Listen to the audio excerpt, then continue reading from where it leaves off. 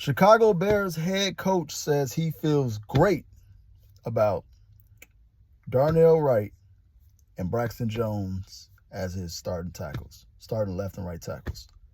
So, Darnell's going to be on the right. Braxton's going to be on the left. People talk about Braxton. They say he could be the weak link of the five guys. The one to pick on. He's solid. He's been solid with this O-line, with this group. Not the best, but most certainly not the worst. Now, I do agree he is the guy. If you is one you attack, he probably is the guy you would want to attack.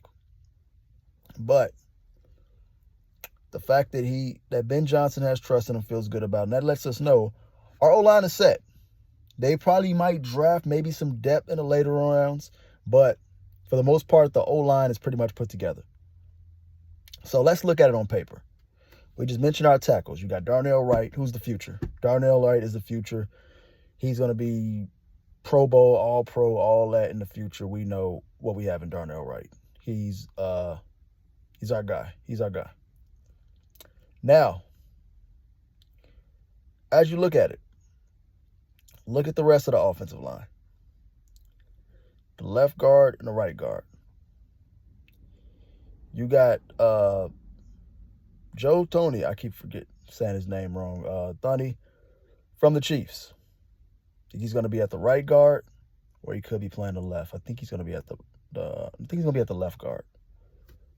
So he's going to be your left guard on the inside. Then on the other side of him, you have Jonah Jackson. So you have an All-Pro, 4-time Super Bowl winning All-Pro lineman, and you have a Pro Bowl lineman right there together. Then in the middle, you have our prize, 26-year-old Drew Dawson, who we literally just got from the Atlanta Falcons. So that's the offensive line put together. Dahlman, my fault. Literally 26 years of age. So they're going to build around him in the future as well. These are the anchors, these guys. Maybe Braxton, we'll see how he comes along. But yeah, Jonah Jackson potentially could be a guy we build around in the future.